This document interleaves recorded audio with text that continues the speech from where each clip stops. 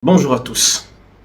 Isaac Herzog, président israélien, a visité la République démocratique du Congo le mardi 11 novembre 2025. Accueil à l'aéroport par son homologue Félix Tshisekedi, honneur militaire, ensuite conduit à la cité de l'Union africaine, séance de travail en tête-à-tête, réunion avec leurs délégations respectives, ensuite conférence de presse.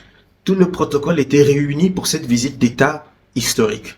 Et oui, c'est depuis plus de 40 ans qu'un chef d'État de l'État hébreu a visité la République démocratique du Congo. Une occasion de réchauffer les relations bilatérales. Selon la version officielle, les deux chefs d'État se sont projetés dans l'avenir. Leurs ministres des Affaires étrangères pourront se rencontrer plus tard pour essayer de parachever certains accords de coopération. Mais cette visite interroge et suscite des questions sur la cohérence de la stratégie diplomatique de la République démocratique du Congo dans un contexte de guerre agressé par son voisin, la République du Rwanda. Des questions qui nécessitent d'être analysées froidement et avec lucidité, sans aucune émotion, sans état d'âme. Premièrement, il est impérieux de s'interroger sur l'objectif de cette visite d'État bien orchestrée par le gouvernement congolais. D'après notre analyse et au regard de plusieurs éléments que nous avons recoupés, deux objectifs majeurs entrent en compte. Le premier est lié au renforcement de la coopération militaire. Comme on le sait tous, la République démocratique du Congo est inscrite dans une dynamique de réforme profonde de son armée, ce qui passe notamment par un armement sophistiqué.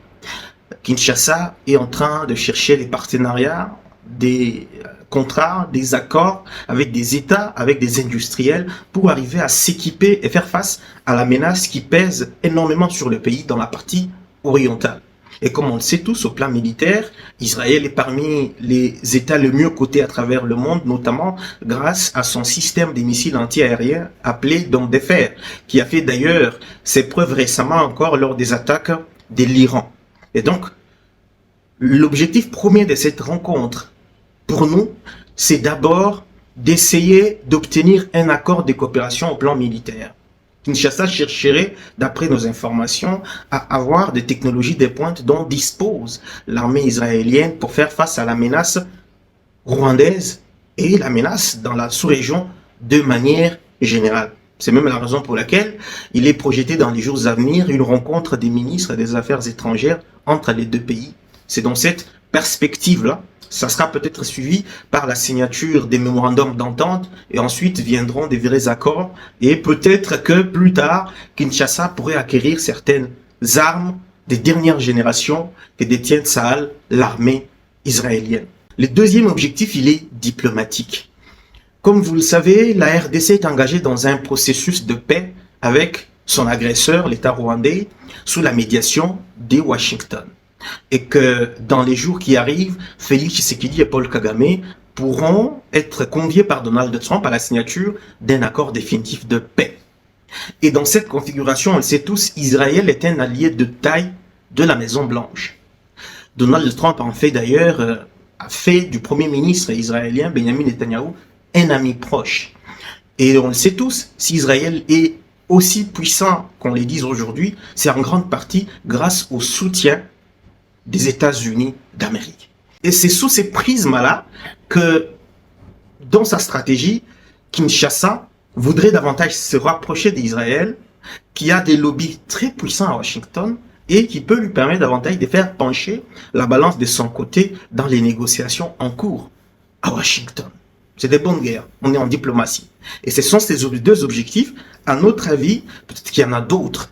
Il y a d'autres visées derrière. C'est une rencontre éminemment politique et diplomatique. Il y a certainement des agendas derrière chaque gouvernement, chaque chef d'État.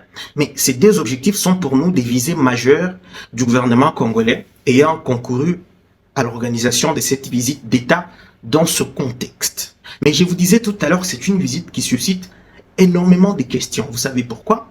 Parce que Israël est aujourd'hui accusé de crimes de guerre dans la bande de Gaza. Depuis 2 ans, Tsahal, l'armée israélienne, mène une offensive meurtrière qui a coûté la vie à plus de 67 000 personnes, à tel point qu'aujourd'hui qu'on parle d'un génocide des Palestiniens à Gaza, perpétré par le gouvernement israélien. Et que se rapprocher d'Israël en ce moment est délicat par rapport à la situation internationale de l'État hébreu. Je vais vous dire pourquoi.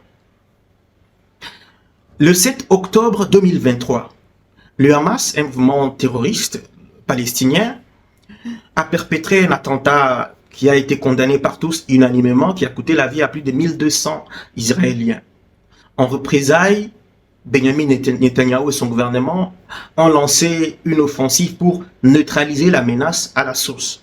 Et depuis 2 ans, ce sont surtout les civils qui payent le lourd tribut de ces attaques incessantes. Et malgré l'accord de paix obtenu grâce notamment à l'implication personnelle de Donald Trump récemment, les offensives israéliennes n'ont pas cessé dans la bande de Gaza. On parle ici des milliers et des milliers de personnes, dont des enfants qui meurent chaque jour.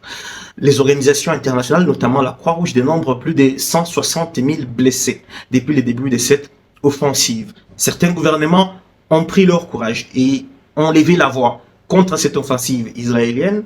Ici en Afrique, l'Afrique du Sud a même pris l'initiative de saisir la Cour pénale internationale qui a lancé des mandats d'arrêt contre notamment Benjamin Netanyahu et son ministre de la Défense.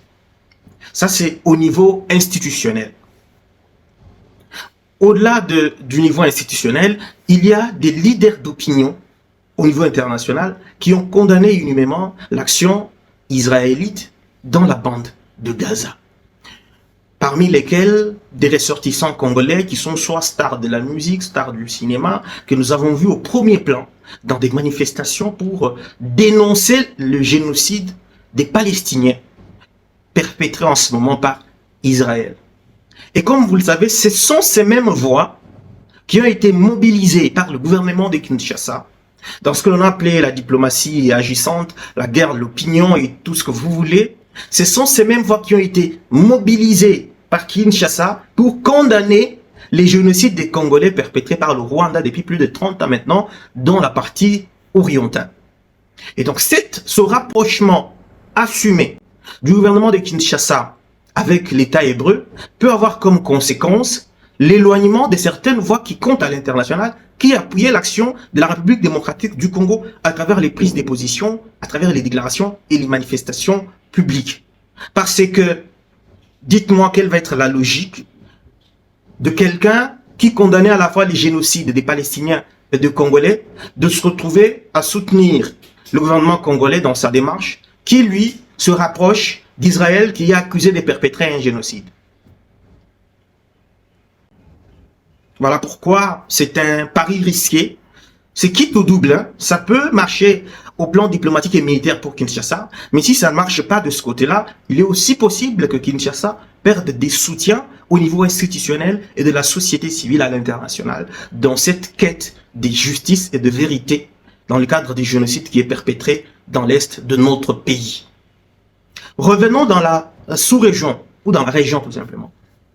Je vous parlais tout à l'heure d'Afrique du Sud.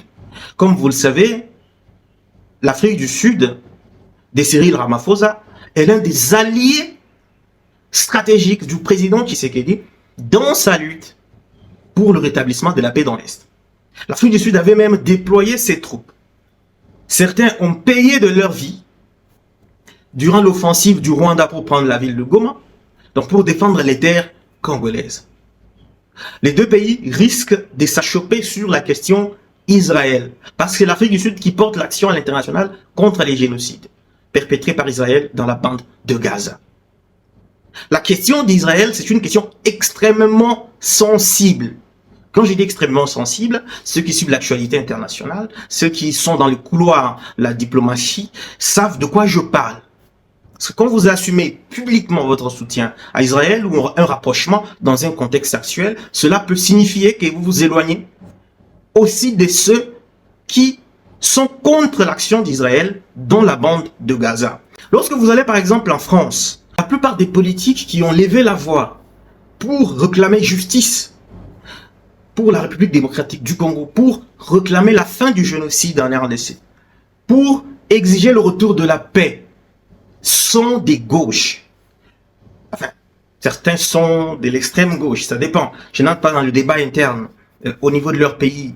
les voix comme Jean-Luc Mélenchon ou les LFI de manière générale, la France insoumise, ou encore d'autres voix que nous avons entendues en Belgique au Parlement européen, la plupart ce sont des députés des gauches qui sont à la fois contre les génocides des Congolais et contre les génocides des Palestiniens. Et donc, cette question peut aussi avoir comme conséquence l'éloignement de tout ce monde constitué pour Kinshasa une forme de task force à l'international pour relayer le message du gouvernement congolais face à l'agression rwandaise.